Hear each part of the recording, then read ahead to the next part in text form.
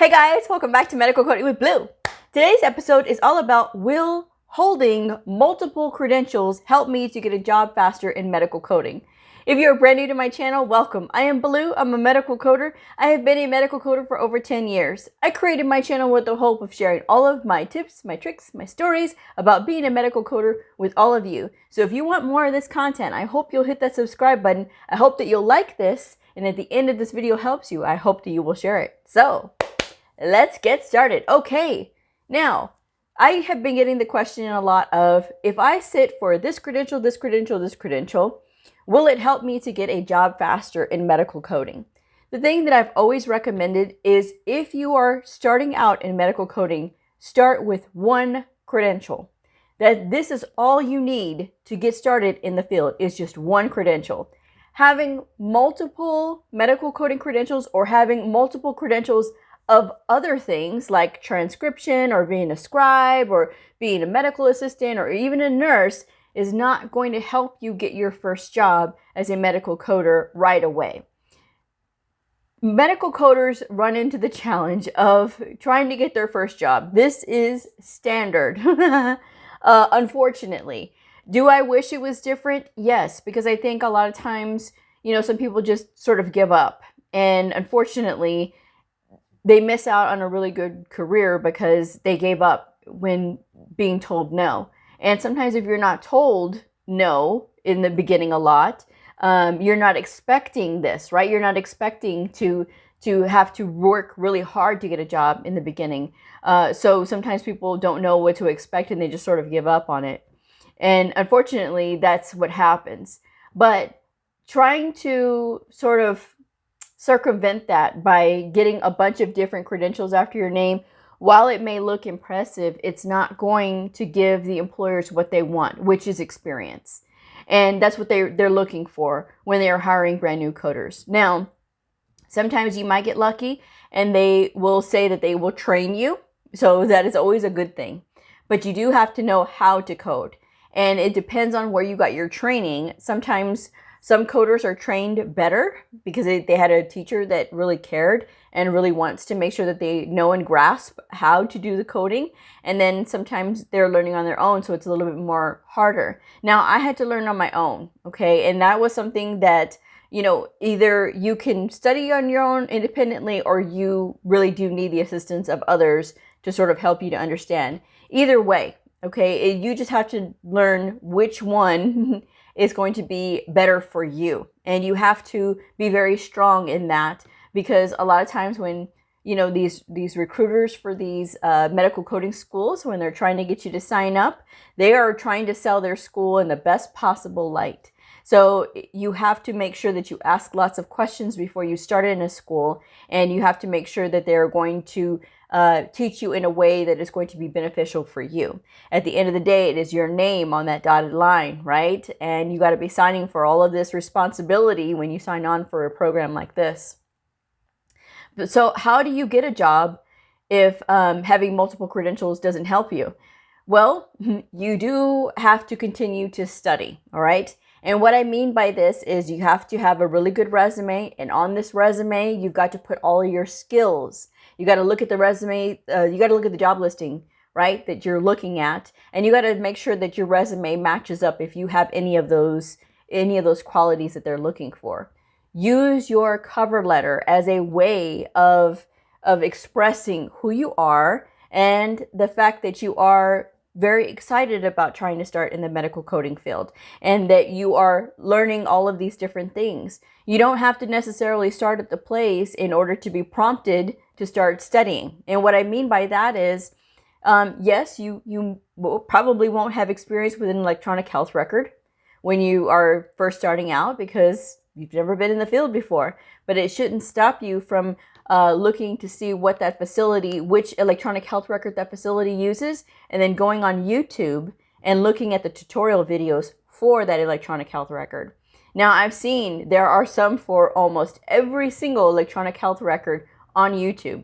So check out, wherever you are wanting to apply and see if they have a tutorial video. And if they do, put it on your cover letter. Just say, I'm brand new, but I am trying. So I did see on YouTube that they had tutorial videos for your particular electronic health record, whether it's Epic, whatever, and just put on there that you watched it. Now, of course, you need to watch it. Don't just say you're doing something and then not do it, but just do that. And believe me, employers are not going to be expecting this, all right? I'm not saying that it's going to give you a shoe-in, but I'm just saying that it is going to start to help you to stand out. You can stand out with having just one credential. I've had just one credential in my over 10 years of experience, right? One credential, I've gotten 4 jobs. And each one of those jobs was progressively better than the last one, okay? And because of this, right, you can be successful with just having one credential. I have other educational things going on in the back right now that I'm not bringing to the channel just yet. But I want to give you guys some hope that, yes, you can only have one credential and still be really good in the field without having to get all of these other credentials.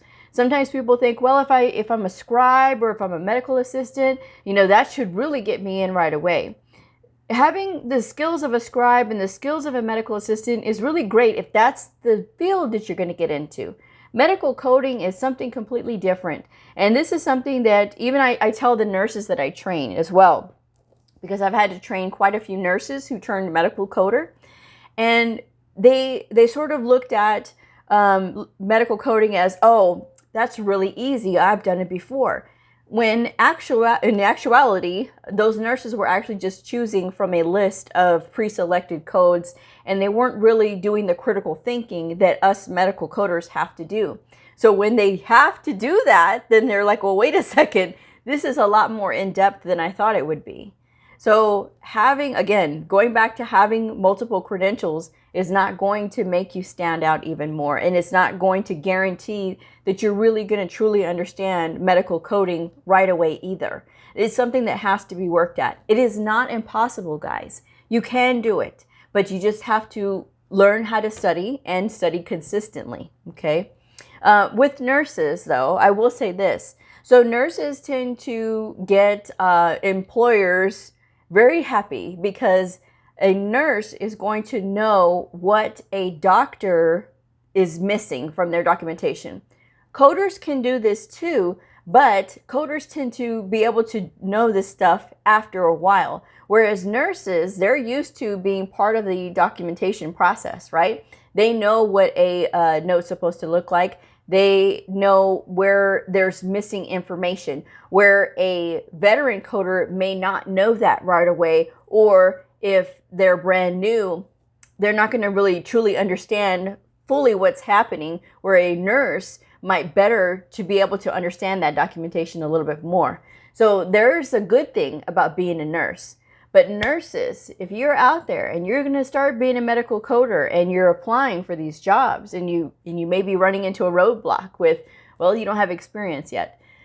Okay, the thing is, you have to really learn how to sell your skills. You know how to speak with providers. That is a skill. You need to put that on your resume. And the same thing for medical assistants. And if you are a scribe, the same thing as well. If you know how to speak with physicians, you need to put that on there because that is a skill, okay? Really good communication. And if you look on my playlist on YouTube for medical coding job listings explained, I do talk about that, where in the job listings, I'm explaining them, right? And a lot of them say that they want you to have really good verbal and written communication skills. So having really good communication skills and those interpersonal skills is really going to help. And you got to make sure that is on your resume, okay? Whatever you do. Always try to shine a really good light on yourself, all right? But concentrate on one thing and the first thing first. If you want to get into medical coding, start with one credential. Start with one credential. Get a couple of years under your belt with that one credential. And then move on. And move on as far as like getting other additional credentials. You don't have to get additional credentials, okay? You can do different credentials if you change the setting that you want to work in, or perhaps you're going from a CCA, a Certified Coding Associate, and you want to go to a CCSP, which is a Certified Coding Specialist Physician based, right? or a certified coding specialist, which is the gold standard of medical coding credentials, because the CCS, the certified coding specialist, says in this one credential that you can code both inpatient and outpatient. Okay, and this is offered with the American Health Information Management Association. If that is something that you want to do, that's a goal that you have in mind, then by all means, yes. But give yourself a chance to get your experience and get your grounding with one credential first. And I beg people all the time, please just start with one, because the thing is, when you start out with one, then you're going to really understand what's going on in the field. And it's going to take you a good 3 years to really kind of know and fully understand like what is happening in the field of medical coding or health information management. You're going to learn that within that time, okay? But when you're learning more and you're taking more of the stuff in, and you may think, well, you know, if I have this credential, this credential, this credential, have a purpose of why you want these additional credentials, okay? If you're just looking to tack on a bunch of other stuff, like, for example, with the American Academy of Professional Coders, they do have a credential called the CPB, which is a Certified Professional Biller. And you think, well, if I have a coding credential, I should have a billing credential as well.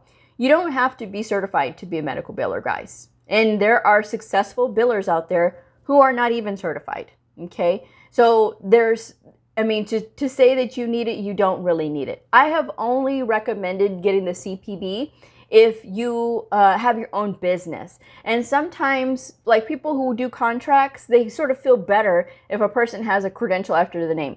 It doesn't necessarily mean that they have to do this. This is just my opinion and my thought process and what I think. People who have no credentials are successful all the time, guys. I'm just saying.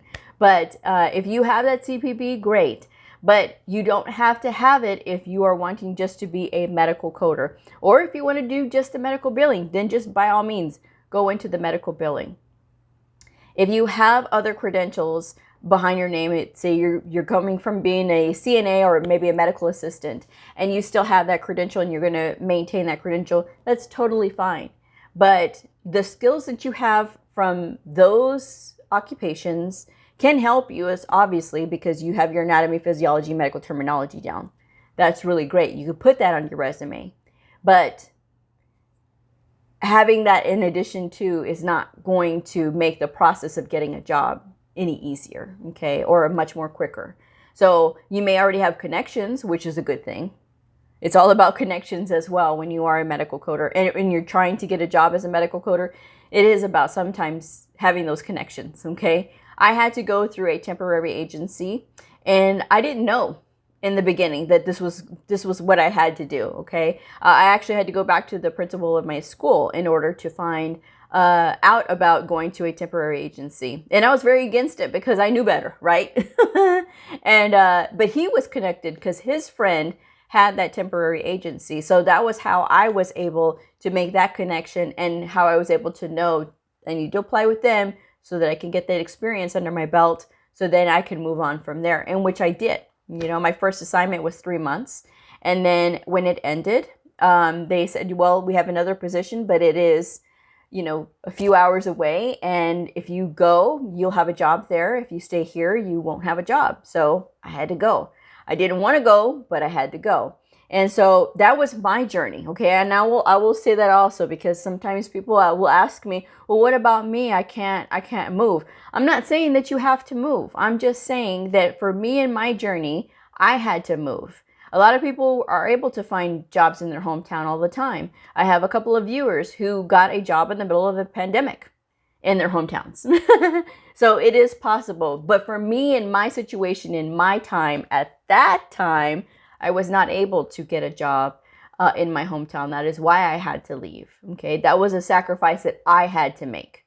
But that is just me and my situation.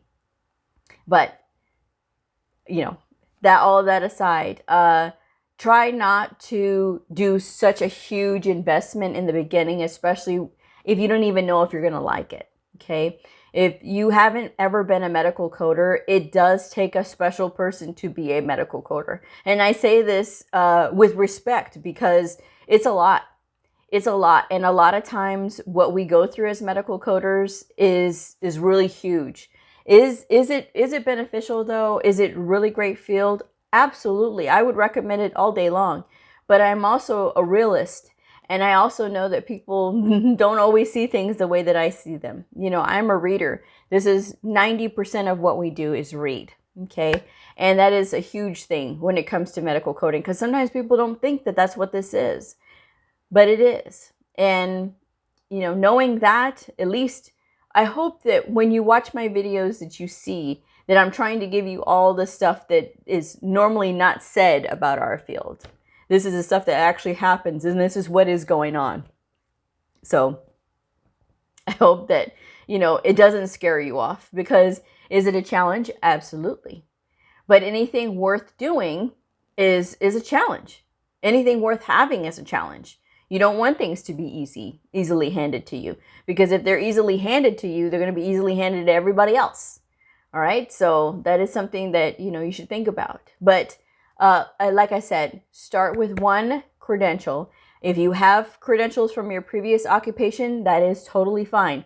But do not set out to start this field with, I'm going to get this credential, then this one, then this one, then this one. That can come at a later time. Start with one. Do your time. Get your experience in, and make sure that you like this field before you start investing even more into it. Because keep in mind, you still have to maintain those credentials.